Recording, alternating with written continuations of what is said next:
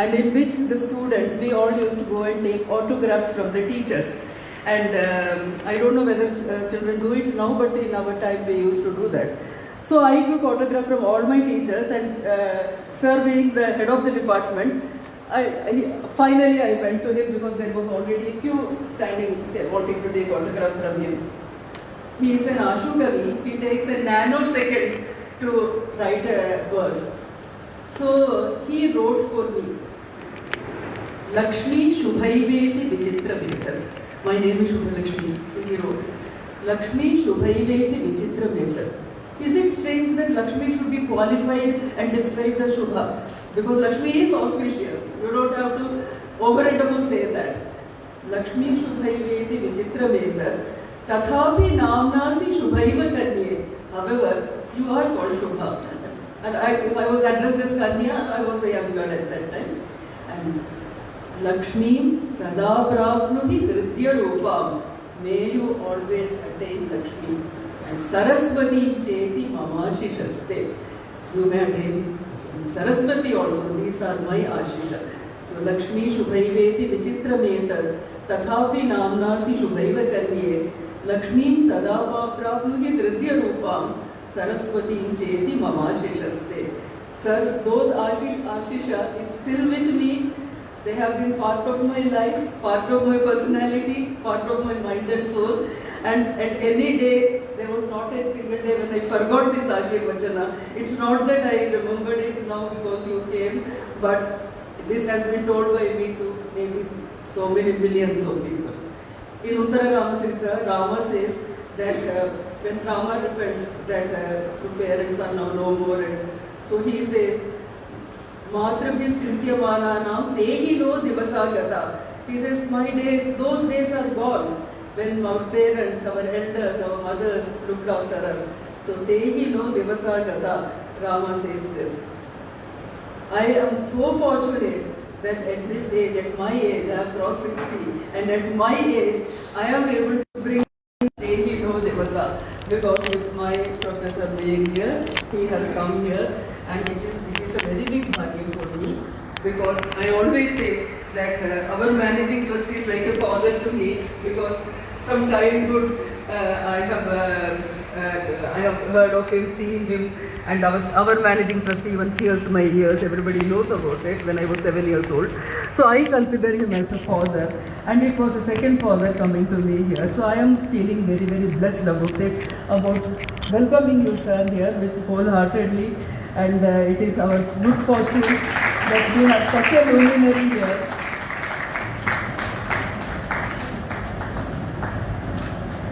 So once again I welcome our Chief Physician, Dr. P. Balachandran, Professor Paulos, and Rajendran, and all the friends and colleagues in the audience. And with these words, I welcome you once again, sir. Thank you, sir. Thank you, madam. അധ്യക്ഷ ഭാഷണം നിർവഹിക്കുന്നതിന് Aryavaidyasala charitable hospital superintendent and chief medical officer doctor P Balachandran സാറിനെ ആദരപൂർവ്വം ക്ഷണിക്കുന്നു.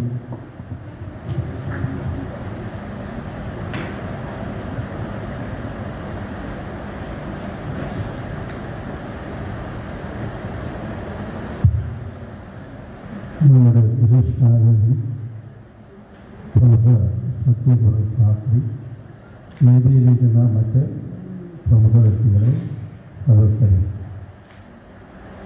എനിക്ക് അല്പം വിഷമത്തോടു കൂടിയാണ് ഇവിടെ നിൽക്കുന്നത്. കാരണം ഇത്രയും വലിയ ഒരു സംസ്കൃത പണ്ഡിതനോട് സംസ്കൃതത്തിൽ സംസാരിക്കാൻ എനിക്ക് കഴിവില്ല എന്നുള്ളതാണ് എൻ്റെ വിഷമം.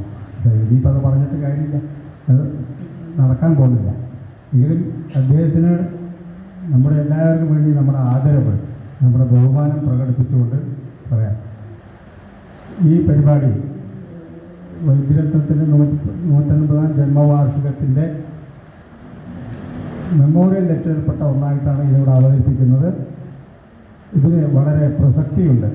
കാരണം ആയുർവേദവും സംസ്കൃതവും അത്രയധികം അരിഞ്ഞു ചേർന്ന് ഒന്ന് മറ്റേതെന്ന് പറഞ്ഞാൽ അത്രയധികം ഒന്നിന് മറ്റത് വേറെടുക്കാൻ പറ്റാത്ത വിധത്തിൽ അത്ര അടുപ്പവും ഉള്ളതാണ്.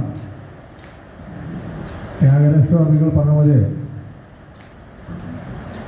സംഗീതജ്ഞാനമോ ഭക്തി വിന എന്ന പോലെ ആയുർവേദജ്ഞാനമോ സംസ്കൃതം വിന എന്ന് പറയാം. കാരണം സംസ്കൃതമില്ലാത്ത അടിസ്ഥാനമായിട്ടുള്ള ആയുർവേദ പഠനം ഏതാണ്ട് അസാധ്യമാണ്. അതിനുള്ള അതേ രൂപത്തിലുള്ള പഠനം തന്നെയാണ് ഇവിടെ ആദ്യകാലത്ത് നടന്നിരുന്നതും. അതിന് മാത്രമല്ല, ആ സംസ്കൃതമായിട്ടുള്ള അഭേദ്യ ബന്ധം ആദ്യത്തെ ഈ ആയുർവേദം എന്നുള്ള ബിരുദം എന്ന് പറയാം, അത് നൽകുന്ന ഒരു ബോഡി ഉണ്ടായിരുന്നു, ആര്യവൈദ്യ സമാജം. ആര്യവൈദ്യ സമാജത്തിൻ്റെ അധ്യക്ഷൻ പുന്നശ്ശേരി നീലകണ്ഠ ശർമ്മ എന്ന വളരെ പ്രസിദ്ധനായിട്ടുള്ള, ഒരുപക്ഷെ കേരളത്തിലെ ഏറ്റവും പ്രസിദ്ധനായിട്ടുള്ള സംസ്കൃത പണ്ഡിതനായിരുന്നു. ഒരു സംസ്കൃത പണ്ഡിതൻ എന്നതിലുപരി സംസ്കൃത ഭാഷ പ്രചരിപ്പിക്കുന്നു, അതിനുവേണ്ടി സ്വന്തമായിട്ടൊരു സ്ഥാപനം നടത്തിയിരുന്ന വ്യക്തി കൂടിയാണ്. എല്ലാവർക്കും അദ്ദേഹം സംസ്കൃതവും 3 വിഷയം പഠിപ്പിച്ചിരുന്നതാണ് കേട്ടിട്ടുള്ളത്. സംസ്കൃതവും വൈദ്യവും കുറച്ച് ജ്യോതിഷവും അദ്ദേഹം പഠിപ്പിച്ചിരുന്നു എന്നാണ് കേട്ടിട്ടുള്ളത്. എന്തായാലും സംസ്കൃതവും വൈദ്യവും പഠിപ്പിച്ചിരുന്നു. ഇതിനെപ്പറ്റി കുറേയൊക്കെ മനസ്സിലാക്കിയത് എങ്ങനെയാണെന്നുണ്ടെങ്കിൽ, ഇവിടെ മുമ്പ് ആയുർവേദ കോളേജിൽ ഞാൻ ഇവിടെ വന്ന കാലത്ത് പ്രൊഫസർ TNK മോസ്റ്റർ എന്നൊരു അദ്ദേഹം ഉണ്ടായിരുന്നു. അദ്ദേഹം നമ്മളുടെ അടുത്ത് പരിചയമായിരുന്നു.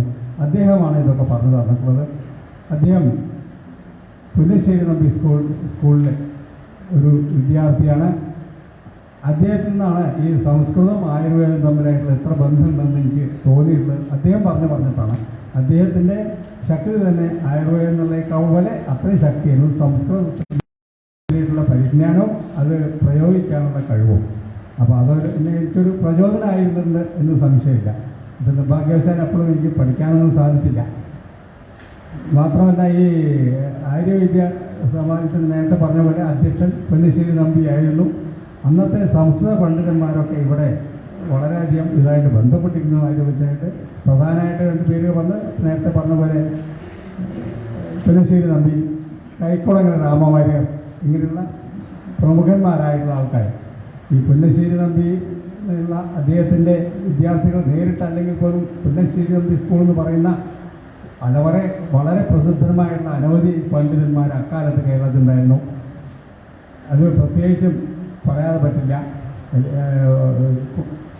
പ്രസിദ്ധ എഴുത്തുകാരനായ കുട്ടികൃഷ്ണമാരാർ വരെ പുന്നശ്ശേരി സ്കൂളിലെ വിദ്യാർത്ഥിയാണ്.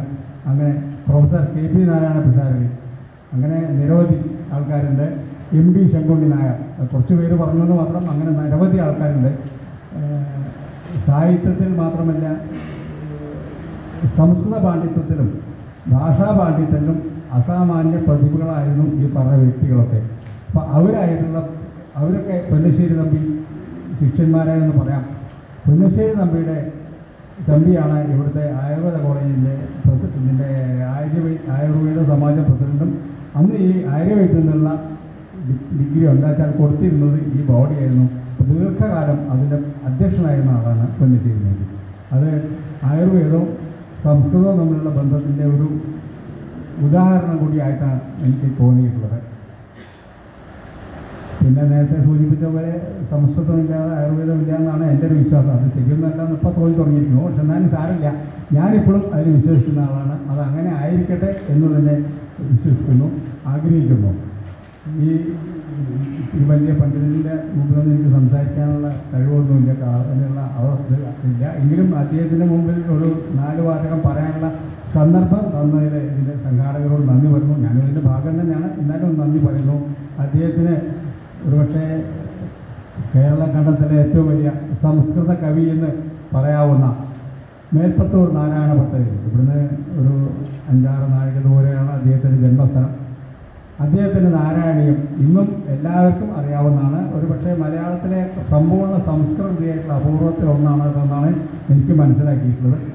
അക്കാര്യത്തിൽ അദ്ദേഹം ഭക്തിയും വിഭക്തിയും ഒരുമിച്ച് വിന്യസിച്ചിട്ടുള്ള മഹാകവിയാണ് മേൽപ്പത്തൂർ. ആ മേൽപ്പത്തൂരിൻ്റെ നാരായണീയത്തിലെ അവസാന ഭാഗം ആയുരാരോഗ്യ സൗഖ്യം എല്ലാവർക്കും ആശംസിക്കും. പ്രത്യേകിച്ച് ഇന്നത്തെ വിശിഷ്ടാതിഥി ശാസ്ത്രിജി അവർക്ക് ആയുരാരോഗ്യം സൗഖ്യം ആശംസിച്ചുകൊണ്ട് എൻ്റെ വാക്കുകൾ നിർത്താം. Thank you sir.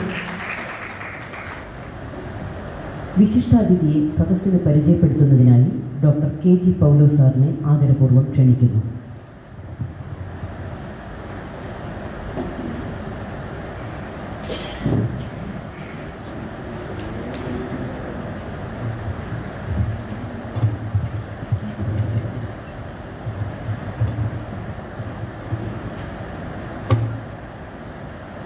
സമാധാനമായ സത്യവ്രത ശാസ്ത്രികൾ അവരുടെ വേദിയിലും സദസ്സിലിരിക്കുന്ന സുഹൃത്തുക്കളെ, വിശേഷിച്ച് ശാസ്ത്രിയുടെ പുത്രി ഡോക്ടർ ഇന്ദു നമ്മോടൊപ്പം ഉണ്ട്. ഇന്ദു ഡൽഹി യൂണിവേഴ്സിറ്റിയിലെ ഹിന്ദി പ്രൊഫസറാണ്. എപ്പോഴും ശാസ്ത്രിയെ നയിച്ചുകൊണ്ട് ശാസ്ത്രിയുടെ ഒപ്പം എല്ലായിടത്തും ഉണ്ടാകുന്നയാളാണ്. കാലടി യൂണിവേഴ്സിറ്റിയിലെ ആതിരയുടെ ഉണ്ട്, ഗീതകുമാരി ഉണ്ട്, നമ്മുടെ കോഴിക്കോട് സർവകലാശാലയിലെ doctor Sundaresan, head of the department doctor Sundaresan ഇവിടെ ഉണ്ട്. ഇവരെല്ലാവരെയും ഒത്തിരി കൂടി സ്വാഗതം ചെയ്യുന്നു. യഥാർത്ഥത്തിൽ പരിചയപ്പെടുത്തൽ ഇനി ആവശ്യമുണ്ടോ എന്ന കാര്യത്തിൽ എനിക്ക് സംശയമുണ്ട്. Because madam has done it so brilliantly. ഇതിൽ ചില കാര്യങ്ങൾ ആമുഖമായി പറയട്ടെ. നമ്മെ സംബന്ധിച്ചിടത്തോളം ഏറെ ആഹ്ലാദകരമായൊരു ദിവസമാണ് ഇന്ന്. നമ്മുടെ ഇടയിൽ ജീവിച്ചിരിക്കുന്ന സംസ്കൃത പണ്ഡിതന്മാരിൽ ശ്രേഷ്ഠനാണ് പ്രൊഫസർ സത്യവ്രത ശാസ്ത്രികൾ. ഞാൻ ഏറ്റവും ശ്രേഷ്ഠൻ എന്നാണ് ആദ്യം എഴുതിയത്. പിന്നെ ഓർത്തു സംസ്കൃതക്കാരനിങ്ങനെ പറയാൻ വരാമെന്ന്. കാരണം ശ്രേഷ്ഠൻ എന്ന് വെച്ചാൽ സൂപ്പർലേറ്റീവാണ്. പിന്നെ അതിലൊരു ഏറ്റവും ചേർത്താൽ കുഴപ്പമില്ലെന്ന് ഓർത്തത്. എന്നാൽ മലയാളിക്ക് മനസ്സിലാകണമെങ്കിൽ ഏറ്റവും ശ്രേഷ്ഠൻ എന്ന് തന്നെ പറയേണ്ടിയിരിക്കുന്നു. യാദൃച്ഛികമായിട്ടാണ് അദ്ദേഹത്തെ നമുക്കിവിടെ കിട്ടിയത്. ഇതിൽ നിയതിയുടെ ഒരു സൂചനയുണ്ടെന്ന് തോന്നുന്നു. നമ്മുടെ സ്ഥാപനം മറ്റെല്ലാ വിശേഷണങ്ങൾക്കും ഉപരി കവിയും സംസ്കൃത പണ്ഡിതനും ആയിരുന്നു. നന്നേ കുട്ടിക്കാലത്ത് അദ്ദേഹം എഴുതിയ ശ്ലോകം, ജീവിതാന്ത്യം വരെ അദ്ദേഹം വാസിച്ചുകൊണ്ടിരുന്ന ശ്ലോകം, വന്ദേ നാരായണം ദേവം നൂതന അമ്പുതമേചകം ശംഖചക്ര ഗദാ പത്മധരം ഗരുഡവാഹനം. അദ്ദേഹത്തിന് 6-7 വയസ്സുള്ളപ്പോൾ കൈക്കുളങ്ങര രാമവാര്യരെ ഉപദേശിച്ചിട്ട് എഴുതിയ ശ്ലോകമാണ്. ഇതുമുതൽ അതിഗഹനങ്ങളായ ശാസ്ത്ര വിഷയങ്ങൾ പ്രതിപാദിക്കുന്ന ബൃഹച്ഛാരീരവും അഷ്ടാംഗശാരീരവും വരെ സംസ്കൃതത്തിൽ അദ്ദേഹം രചിച്ചിട്ടുണ്ട്. അക്കാലത്ത് അധികമാർക്കും കഴിയുന്നതായിരുന്നില്ല ഇവയൊന്നും. അത്തരം ഒരു പണ്ഡിതൻ്റെ 150-ാം വർഷം ആഘോഷിക്കുമ്പോൾ, ജന്മവർഷം ആഘോഷിക്കുമ്പോൾ, ഇന്ത്യയിലെ ഏറ്റവും വലിയ സംസ്കൃത പണ്ഡിതൻ തന്നെ സന്നിഹിതനായിരിക്കുന്നു എന്നത് നമുക്ക് ഏറെ അഭിമാനം നൽകുന്ന കാര്യമാണ്. പരിചയപ്പെടുത്തലില്ലാത്ത തരത്തിൽ, അപ്പോൾ പ്രത്യേകിച്ച് ഈ ഇൻട്രൊഡക്ഷൻ കൂടെ കഴിഞ്ഞതിന് ശേഷം, മാഡത്തിൻ്റെ വെൽക്കം സ്പീച്ച് കൂടെ കഴിഞ്ഞതിന് ശേഷം, പ്രസിദ്ധനാണ് പ്രൊഫസർ ശാസ്ത്രികൾ. എക്കാലത്തെയും വ്യാകരണ പണ്ഡിതന്മാരിൽ ശ്രേഷ്ഠനായിരുന്നു അദ്ദേഹത്തിൻ്റെ പിതാവ് ശ്രീ ചാരുദേവ ശാസ്ത്രികൾ. പിതാവിൽ നിന്ന് ലഭിച്ച പരമ്പരാഗത രീതിയിലുള്ള പഠനവും നേടിയ തുടർ വിദ്യാഭ്യാസവും പ്രാചീനതയും നവീനതയും തമ്മിലുള്ള സമഞ്ജസമായ സമ്മേളനമാക്കി തീർത്തു അദ്ദേഹത്തിൻ്റെ വ്യക്തിത്വത്തിൽ. സംസ്കൃതത്തിലും ഹിന്ദിയിലും ഇംഗ്ലീഷിലും അനേകം ഗ്രന്ഥങ്ങളും എണ്ണമറ്റ ഗവേഷണ പ്രബന്ധങ്ങളും അദ്ദേഹം രചിച്ചിട്ടുണ്ട്. വലിയ ഒരു ശിഷ്യ സമ്പത്ത് അദ്ദേഹത്തിനുണ്ട്. വ്യക്തിപരമായി പറഞ്ഞാൽ 3 ദശകങ്ങളിലധികമുള്ള ബന്ധം എനിക്ക് അദ്ദേഹത്തോടുണ്ട്. 1957 ഞാൻ തൃപ്പൂണിത്തുറ സംസ്കൃത കോളേജിൽ പ്രിൻസിപ്പളായിരിക്കുമ്പോൾ പൂർണ്ണത്തിലേ എന്നൊരു ഗവേഷണ പത്രിക ആരംഭിച്ചിരുന്നു. അതിൻ്റെ ആദ്യത്തെ ലക്കത്തിലേക്ക് ലേഖനം അഭ്യർത്ഥിച്ചുകൊണ്ട് ഞാൻ അദ്ദേഹത്തിന് ഒരു കത്തയച്ചു. എനിക്കൊന്നും ഒരു പരിചയമില്ല, കേട്ടുള്ള പരിചയം മാത്രമേ ഉണ്ടായിരുന്നുള്ളൂ. പെട്ടെന്ന് തന്നെ അദ്ദേഹം അതിപ്രൗഢമായ ഒരു പ്രബന്ധം അയച്ചിരുന്നു. ആയിടയ്ക്കാണ് ജ്ഞാനപീഠ പുരസ്കാരം നേടിക്കൊടുത്ത ശ്രീരാമകീർത്തി മഹാകാവ്യം അദ്ദേഹം രചിച്ചത്. അത് കിട്ടിയപ്പോൾ തന്നെ ഈ ഒരു അനുഭവം മനസ്സിൽ വെച്ചുകൊണ്ട് ഇംഗ്ലീഷിലും മലയാളത്തിലും അതിനെപ്പറ്റി ലേഖനങ്ങൾ ഞാൻ എഴുതി പ്രസിദ്ധീകരിച്ചു. തുടർന്ന് അനേകം വേദികളിൽ ബന്ധപ്പെടാൻ ഞങ്ങൾക്ക് അവസരം ലഭിച്ചിട്ടുണ്ട്. കേന്ദ്ര സർക്കാർ രണ്ടാം സംസ്കൃത കമ്മീഷൻ്റെ ചെയർമാനായി അദ്ദേഹത്തെ നിയമിച്ചപ്പോൾ അവസരങ്ങൾ കൂടി. 3 വർഷം മുൻപ് തൃപ്പൂണിത്തുറയിൽ വെച്ച് പരീക്ഷിത് സ്മാരകം നിർവഹിക്കാൻ എൻ്റെ അപേക്ഷ അനുസരിച്ച് അദ്ദേഹം കേരളത്തിൽ വരികയുണ്ടായി. അദ്ദേഹം എപ്പോഴും പറയുക, he used to say that every visit to Kerala is a homecoming for him. അത് ഇന്നലെ ഹിന്ദു എന്നോട് വീണ്ടും പറഞ്ഞു. അന്ന് അവിടെ വെച്ച് പറഞ്ഞതാണ്, every visit to Kerala is a homecoming for him. The people are so loving. എന്താ കൈയടിക്കാത്ത? The people are so loving. Even at this age he is very alert. This morning also he said that every moment I am gaining knowledge by knowledge grain by grain. ഓരോ നിമിഷത്തിലും ഓരോ തുള്ളി പോലെ grain പോലെ ഞാൻ knowledge ഇപ്പോഴും ചെയ്തുകൊണ്ടിരിക്കുകയാണ്. സംസ്കൃതത്തിൽ പറയുന്നത് കണശ കണശ, ഗ്രെയിൻ ബൈ ഗ്രെയിൻ, കണശ കണശ ആർജയതി. സംസ്കൃതത്തിൽ അദ്ദേഹത്തെ ഏറ്റവും അധികം ഞാൻ ആദരിക്കുകയും ആരാധിക്കുകയും ചെയ്യുന്നത് സംസ്കൃതത്തിൻ്റെ സാക്ഷാൽ സത്വശുദ്ധി അദ്ദേഹത്തിൻ്റെ കാഴ്ചയിലും അദ്ദേഹത്തിൻ്റെ പെരുമാറ്റത്തിലും അദ്ദേഹത്തിൻ്റെ സ്നേഹത്തിലും അദ്ദേഹത്തോട് അടുക്കുന്ന ആർക്കും അനുഭവപ്പെടും എന്നതുകൊണ്ടാണ്. ജ്ഞാനപീഠത്തിന് അദ്ദേഹത്തെ അർഹനാക്കിയത് ശ്രീരാമകീർത്തി മഹാകാവ്യമാണല്ലോ. ഈ തായ്ലൻഡിൽ പ്രചാരത്തിലുള്ള രാമായണ കഥയെ അടിസ്ഥാനമാക്കി സംസ്കൃതത്തിൽ രചിച്ചിട്ടുള്ളതാണ് ഈ മഹാകാവ്യം. ഡോക്ടർ സി രാജേന്ദ്രൻ ഇത് മലയാളത്തിലേക്ക് വിവർത്തനം ചെയ്തിട്ടുണ്ട്. വളരെ സന്തോഷത്തോടുകൂടി പറയട്ടെ, ഈ മലയാളത്തിലേക്കുള്ള വിവർത്തനം പ്രകാശനം ചെയ്തത് തൃപ്പൂണിത്തുറ വെച്ചിട്ടാണ്. ഞങ്ങൾ കൂടി സംഘടിപ്പിച്ച ഒരു സമ്മേളനത്തിൽ വെച്ചിട്ടായിരുന്നു. നമുക്ക് പരിചയമുള്ള രാമകഥയിൽ നിന്ന് തായ് കഥയ്ക്ക് പല ഭേദങ്ങളുണ്ട്. ഒന്നാമത്തെ കാര്യം, രാമായണ കഥ നടന്നത് തായ്ലൻഡിലാണെന്ന് അവർ വിശ്വസിക്കുന്നു. ഈ അയോധ്യയ്ക്ക് അവിടെ തന്നെ ഉണ്ട്. ഓരോ സ്ഥലത്തിൻ്റെ പേരായിട്ട് അയോധ്യ എന്നൊക്കെ അവരവിടെ ഉണ്ട്. ഇവിടെ തന്നെയാണ് മുഴുവൻ നടന്നതെന്നാണ് അവർ വിശ്വസിക്കുക. അതനുസരിച്ച് ശ്രീരാമന് ഒരു പുത്രനേ ഉള്ളൂ. ഈ ലവൻ എന്ന് പറയുന്നത് ശ്രീരാമൻ്റെ പുത്രനല്ല അവരുടെ കണക്കിന്. അവർ വേറെ ഉണ്ട്. സീത രാവണൻ്റെ ചിത്രം വരച്ചു. ഇത് ശ്രീരാമൻ കാണുകയും തെറ്റിദ്ധരിക്കുകയും ചെയ്തു. അതുകൊണ്ടാണ് സീതയുടെ പേരിൽ ആശങ്കയുണ്ടായത്. എന്നിട്ട് ലക്ഷ്മണനോട് പറയുന്നത് വനത്തിൽ ഉപേക്ഷിക്കാനല്ല, കൊണ്ട് കൊന്നുകളയാനാണ്. പിന്നെ നമ്മളെയൊക്കെ ഭാഗ്യവശാൽ കൊല്ലലുണ്ടായില്ല, വനത്തിൽ ഉപേക്ഷിച്ച് ലക്ഷ്മണൻ പോയി. അതാണ് അവിടെ പ്രചാരത്തിലുണ്ടായിരുന്ന വിശ്വാസങ്ങളാണ് ഇതൊക്കെ. ലളിതവും സ്നിഗ്ധവുമാണ് അദ്ദേഹത്തിൻ്റെ രചനാ ശൈലി. കുമാരസംഭവത്തെ പോലെ വസ്തു നിർദ്ദേശത്തോടെയാണ് തുടങ്ങുന്നത്. എൻ്റെ ആദ്യത്തെ ആ ഒരു ശ്ലോകം മാത്രം ഞാനൊരു ഇതിൽ പറയാം.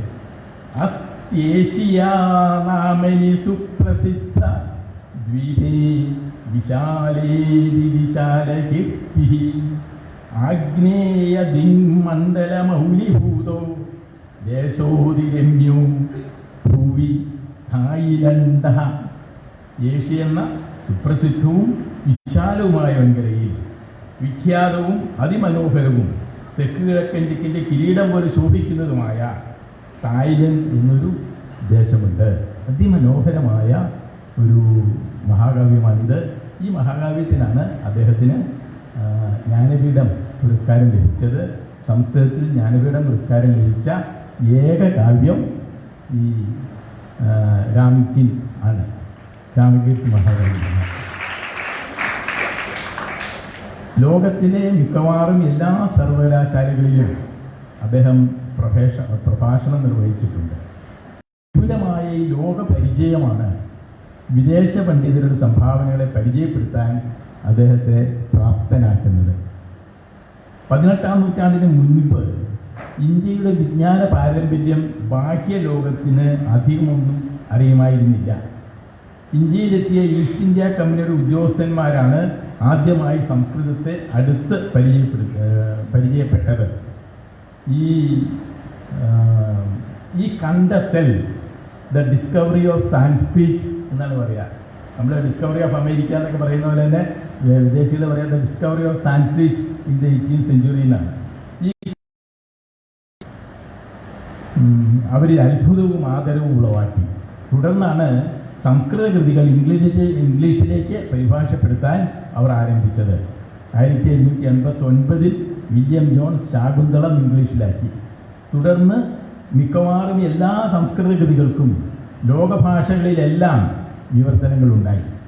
പ്രധാനപ്പെട്ട സർവകലാശാലകൾ സംസ്കൃത പഠനത്തിന് പ്രത്യേക കേന്ദ്രങ്ങൾ ഉണ്ടാക്കി.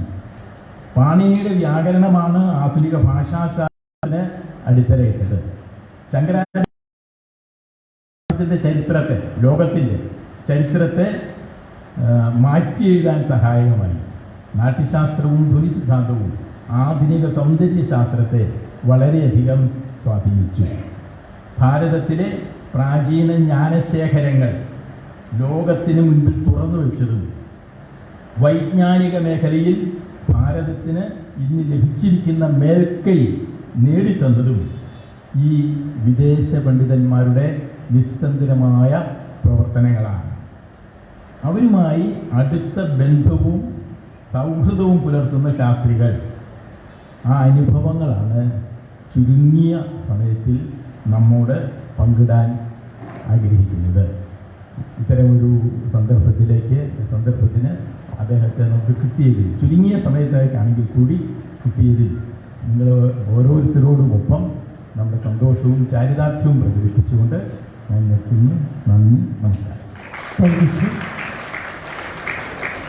We respectfully invite Professor Satyavrat Shastri to deliver the memorial lecture.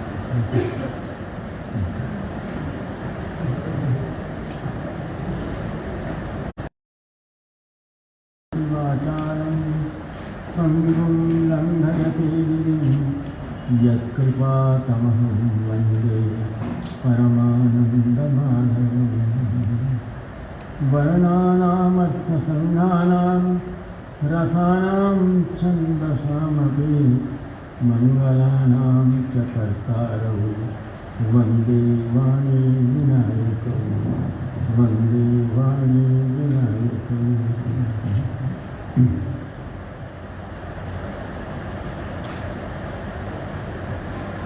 Honorable Professor K.G. Paulus, Honorable Srimati Subhalakshmi, Dr. K.V. Rajagopalan, Dr. P. Balachandran, Dr. P.M. Warrier, Sri P. Rajendran, and the distinguished scholars present in the auditorium.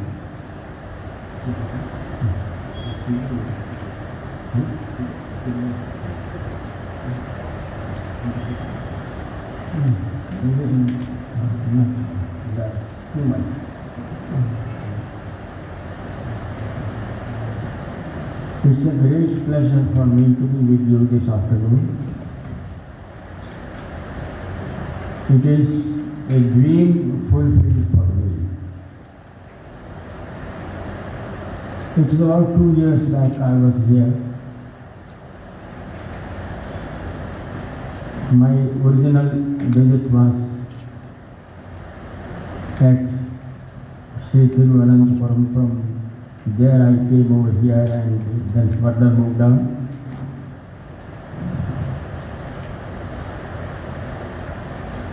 The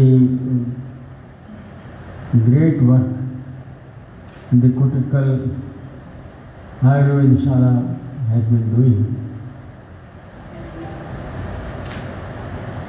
is something for which I have the highest appreciation.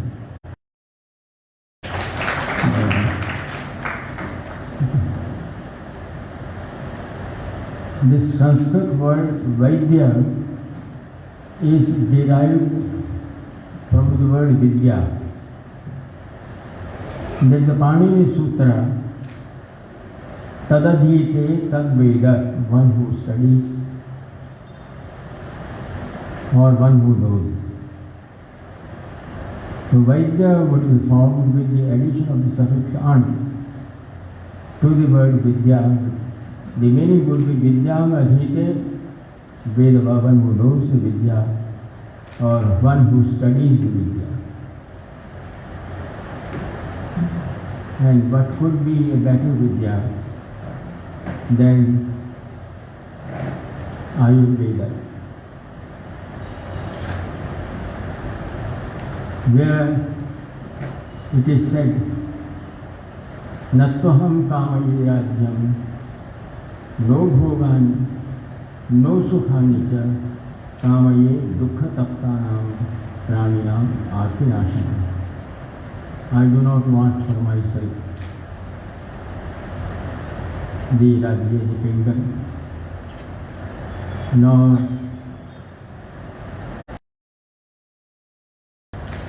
means for enjoyment, nor happiness.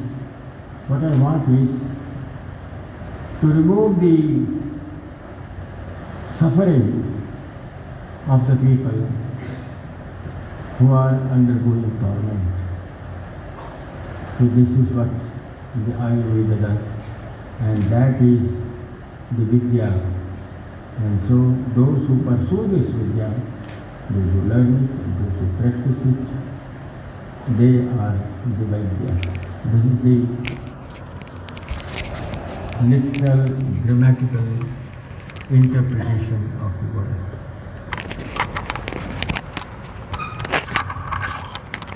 The presence of all of you over here has turned this place into a tirtha, a holy place. The great Sanskrit poet has said, Yadadhyasat amarhadhis tadhi tirtham prasatyate. Where the worthy people, the venerable ones are present, that place is called. Your presence has made this place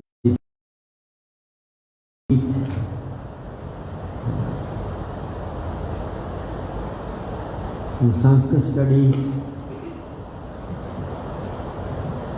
about which I am called upon to speak with reference to the Western scholars, have been pursued in India for thousands of years.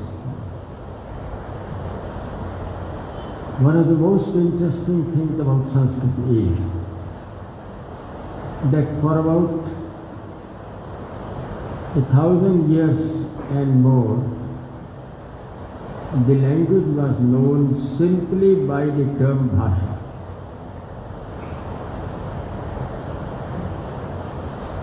The Nirukta of Yaska, it is said, Iveti Upamarthi Bhashayam Ubhayam Anvadhyayam, that the word ever is used in the sense of similarity. The distinction was between the Vedic Sanskrit and the classical Sanskrit. The classical Sanskrit This is the term which came to be used for Sanskrit later, was just called Bhasha. Panini has used the word Bhasha for Sanskrit. Bhashayam sadavasa shrovah. Sakhya shishviti bhashayam. It is Bhasha. Bhasha is the one which is spoken by the people. So this is the proof positively of Sanskrit having been the spoken language, and this is the effective rebuttal to those who say that Sanskrit was never a spoken language and it was invented by a certain segment of society to establish its superiority over others. It was the case. It was the lingua franca. At the time of the Swayamvara of Damayanti, in the Naishadhiya Charita, it is mentioned that the kings conversed in the Vidarbha country from all over India. They did not know, and so, but they wanted to converse with each other. Anyonya bhashan avabodha hetu. Anyonya bhasha anavabodha hetu. They didn't understand each other's language. So what they did was, they spoke to each other in Sanskrit. So that was the part that Sanskrit had been playing. The common thread, that runs through the different states, different language groups and language families.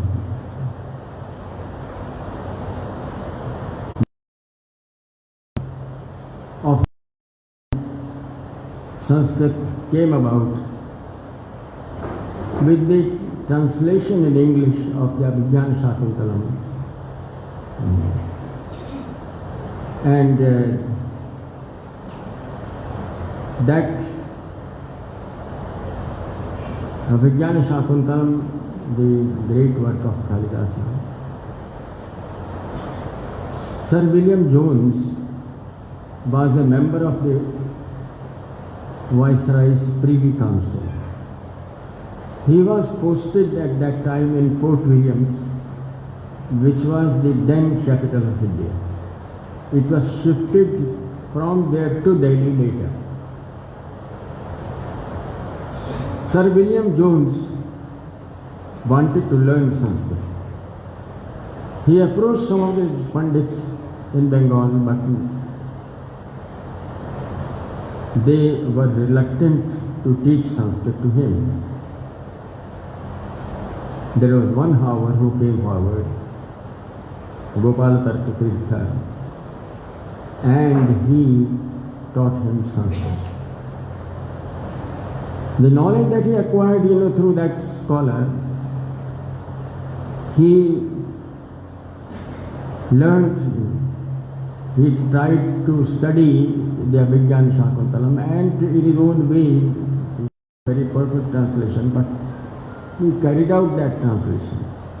That translation went to Europe and came to the hands of the great German poet Goethe, who got ecstatic about it, and it is he who wrote the famous lines, that where heaven and earth meet, those sea, and Shakuntalam and everything else is said. So now, that was the introduction. The Western scholars, they were simply taken aback at the simple vocabulary of their own languages, particularly the classic ones, the Greek and Latin and Sanskrit. So they thought that probably all of these languages, they had one common source, and that common source they called as the Indo-European language or Indo-Germanic language. That was the first term that was used. And that was the introduction to the great Indian heritage. Max Muller, who was very young at that time, he started learning Sanskrit. in Europe itself from a French scholar. He was originally a German. He came to England and settled there, made it his home. He later on was asked by the government of Britain to train these civil service officers who were to be posted in India, to give them some introduction about the country in which they were expected to work. He delivered a series of lectures to them. These lectures were compiled in the book form by the time he had discovered India and had got himself familiarized with what the Indian literature is, what its beauty is, and what its grandeur is and greatness is. These lectures compiled were titled India, What It Can Teach Us. That was Max Muller. He was the first Bowdoin professor of Sanskrit at the Oxford University. It was he who edited the Rig Veda. Now, in the title page, he introduces himself as, I would like to reproduce the words, how he has come under the influence of Sanskrit and he has identified himself with Sanskrit.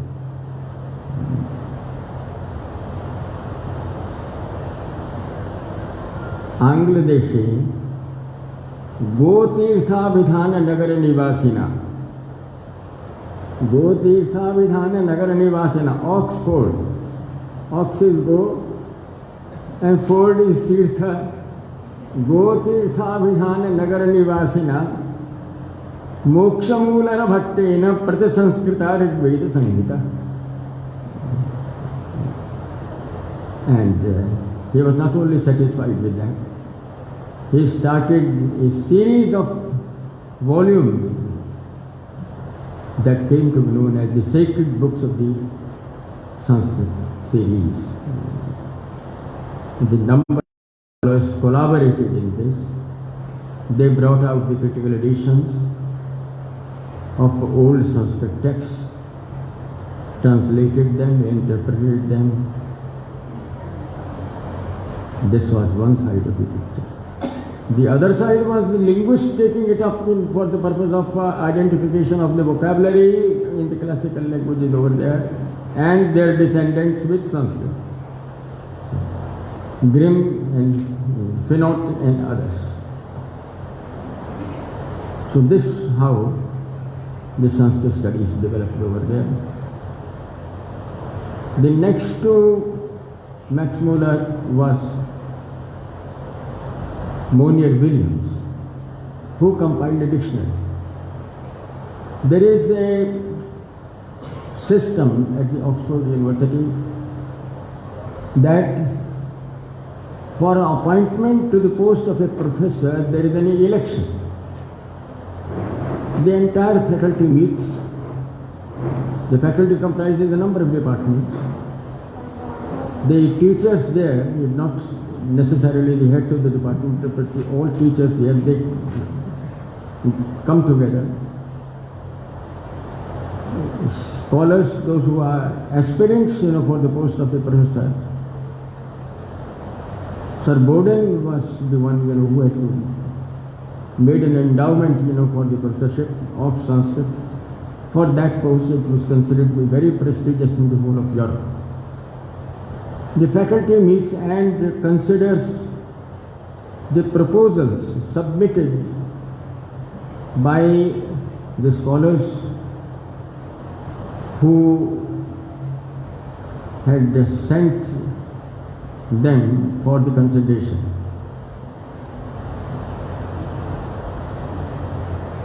Monier Williams was one of them.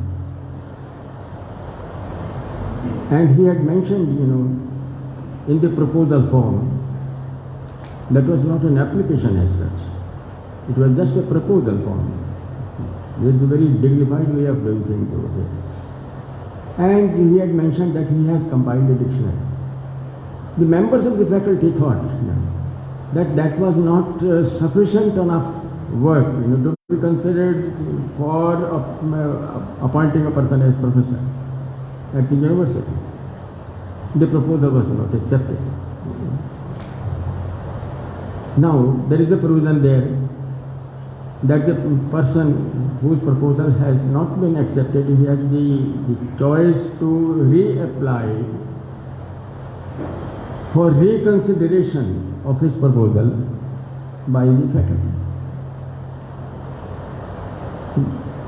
Mooney Williams opted for that choice. He applied for reconsideration, and in that application he mentioned that in his dictionary he has taken up words numbering as many as 60,000 from Sanskrit works which are still in manuscript. Now, this astounded, these scholars, the members of the faculty, and they said that it is a stupendous task that he has accomplished.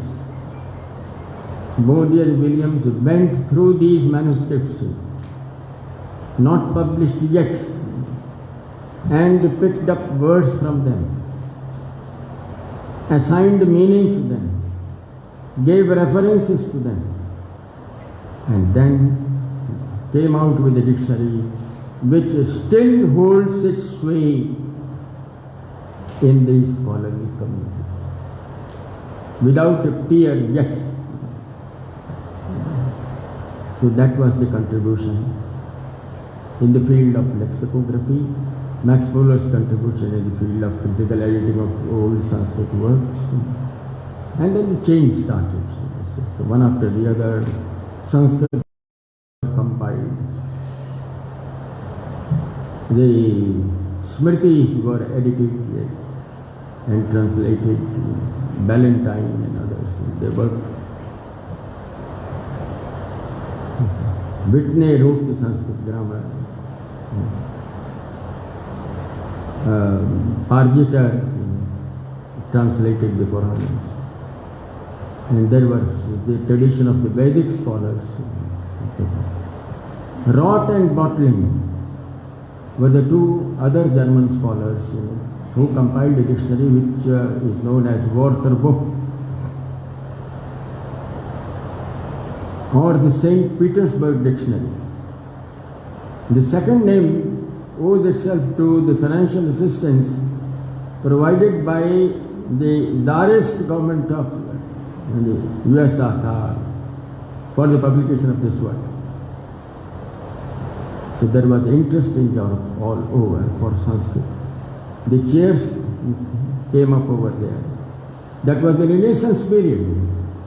In that Renaissance period, 4 universities came up. One was the University of Heidelberg. The other was the Catholic University Leuven. And the third was the University of Torino, Italy. And the fourth was the French University in Paris.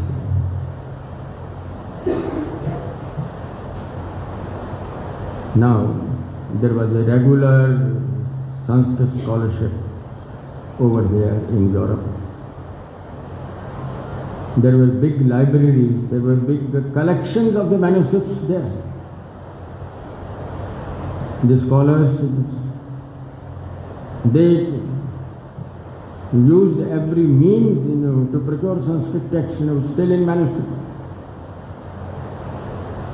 Germany has a very big collection of Sanskrit manuscripts.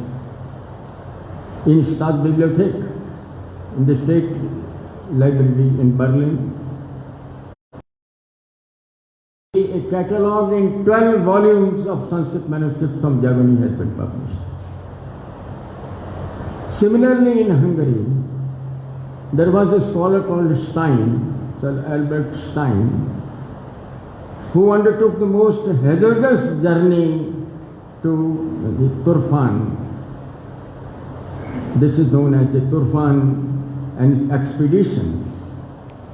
In Turfan, who came across many Sanskrit words. He brought the whole of them with him. A part of that is in Berlin. The other part is in Hungary, his home country.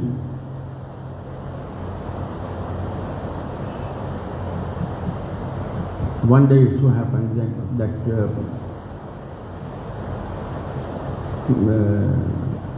Albert Stein, he went to meet a Kashmirian Pandit. At that time he was searching for the manuscript of Kallanara Charangani, which had not yet been discovered. And there was a Sanskrit scholar over there, Pandit Nityananda Shastri. His grandson is in Delhi, and he has set up an institute called the Institute of Kashmir Studies. Now, Pandit Nityananda Shastri, invited him to his house for lunch. His wife served him. Everything went off well. When he left, then the wife of Pandit Nityananda Shastri asked her husband, "Have you marked the feet of Professor Stein? They were very small, the fingers almost gone, lost." Nityananda Shastri said, "Yes. All this he lost in snow through which he had to pass in search of his expedition, in search of the manuscript." So that vast collection, known by the term Prashan Turfan collection, he was able to recover and have it. In England, there are manuscript collections with the India Office Library, the Bodleian Library, Oxford,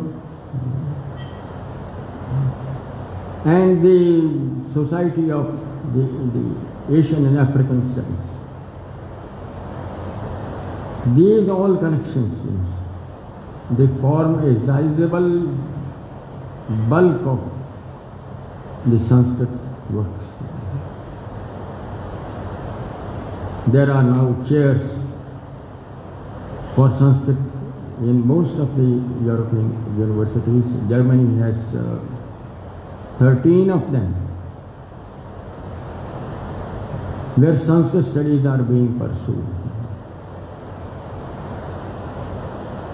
The old texts, they are being edited. In Hungary, there is a scholar called Gyula Vajtola. He has devoted his whole time to the study of the texts on agriculture in Sanskrit, the Krishi Parashara and the Krishi Shastra and others. So that is the kind of work which is being done. Before I conclude, I would like to share with you something which would fill the hearts of all of us with joy. For long, I had held the view that how come the Western scholars, those who contributed so much, edited the old works, studied them from different points of view,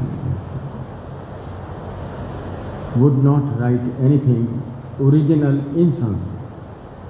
I could not persuade myself to believe that. That simply was not possible. And as is my habit, I would like to go in for certain areas in which I have not been visited by scholars, or not visited the way they should have been. So I went in search of this Sanskrit writings by European scholars. I limited myself only to Europe at that time and not to. I made inquiries with some of my friends who have connections with the West and inquired of them if they have come across any writing in original in Sanskrit by any Western scholar. And they in turn asked me, have they written anything? So, to find my own sources, I went about diligently in search of them. I have come across such an enormous material as to form a full book on the subject, which has been published very recently, Sanskrit writings of European scholars. They have written beautiful Sanskrit. One of the stanzas I would like to recite to you. Professor Griffith, he translated the Valmiki Ramayana, the whole of it. Ramayanam tena anuditamiti prakasham. He was the principal of the Government Sanskrit College in Varanasi. After the college hours, he would come into the open compound in front of the big building. There was a stone slab there of round in shape.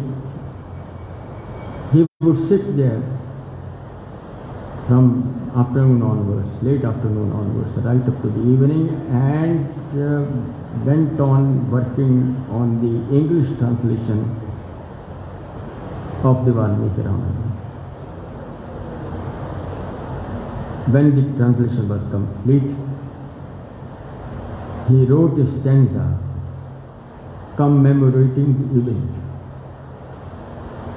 Tamasa tata kokilina yat charitam kujitam urjitam harehe tadihaiva nishitata sukham gripathe atmagirapya diya. Tamasa tata kokilina, marking the rhythm, the alliteration, beautiful Sanskrit.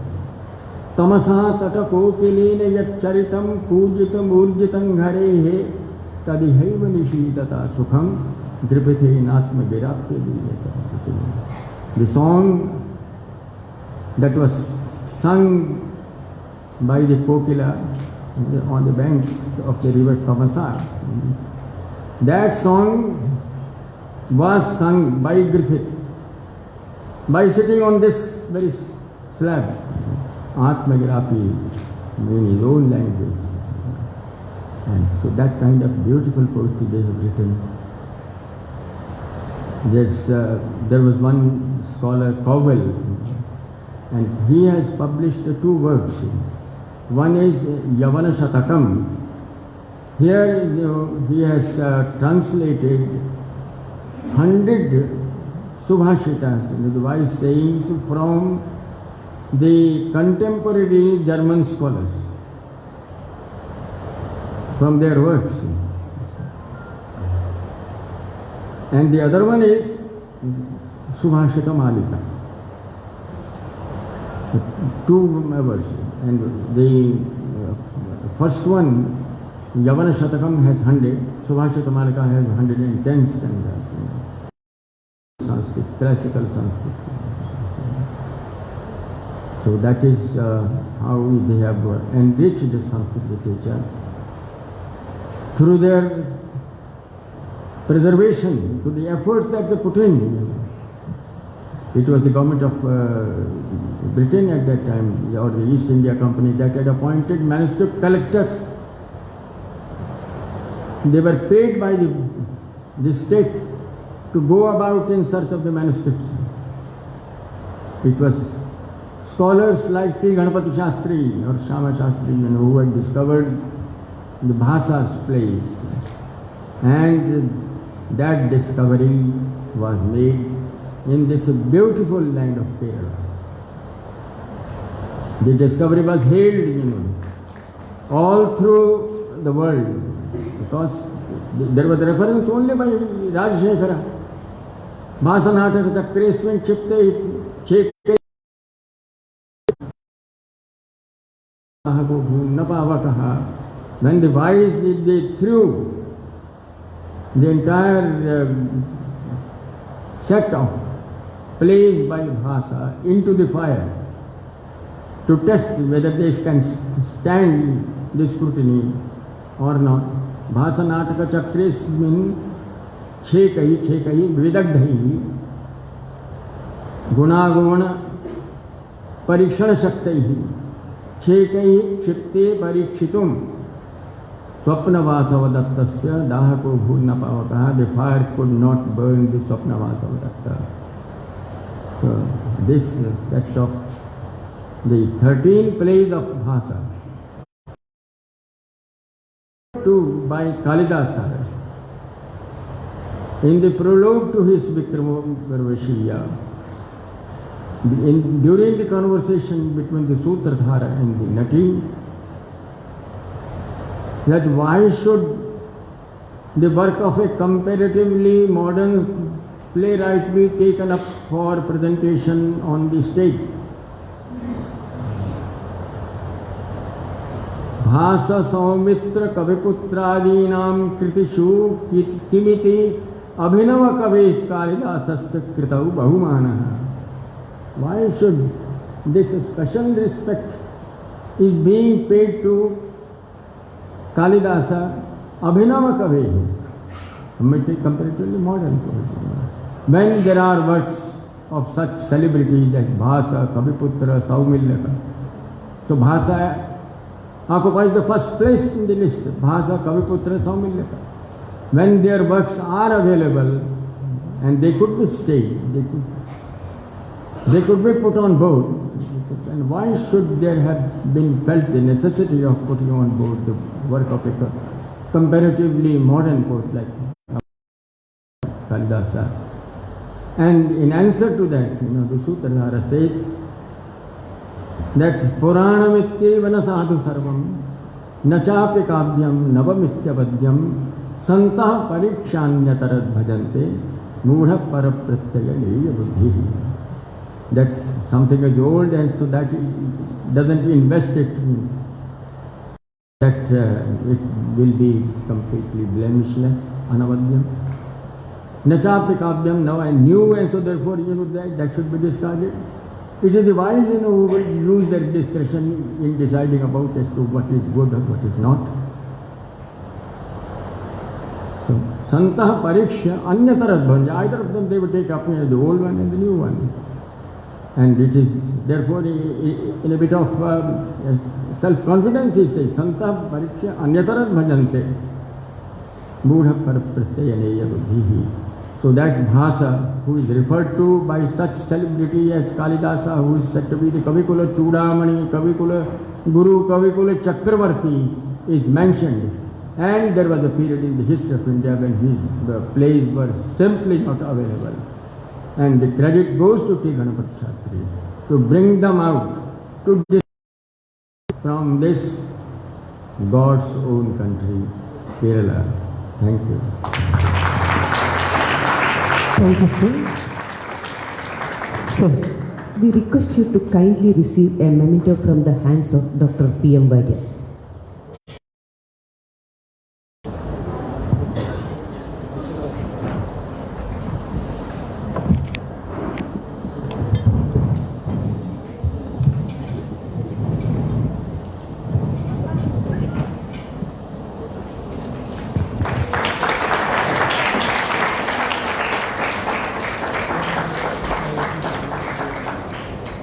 Thank you, sirs. I'm so happy. I carry back very happy memories as usual.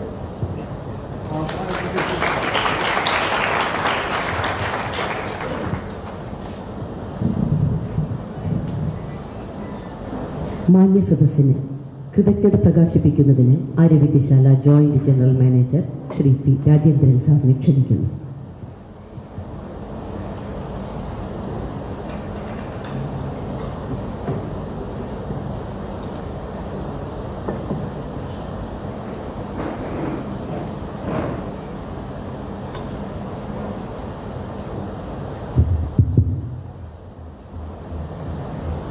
dignitaries on and off the dais. It has been a very rare privilege for us to be able to honor the great scholar, the Jnanpith Award, Padma Bhushan Award, Professor Satyavrat Shastri sir. Actually, we were also very fortunate to listen to a erudite exposition by him about the contribution of the foreign researchers for the great language of Sanskrit. And now we are more proud, sir, to be citizens of this country, which can always boast of possessing this great language, the mother of all languages. We have actually, sir, you have kindled our interest and fascination for the language still greater. I express my deep gratitude and indebtedness to you, sir, to have found time during your very busy schedule for coming to Kottagal and delivering this erudite exposition and to honor us by your very presence. On behalf of all who have gathered here, I express my deep gratitude, sir.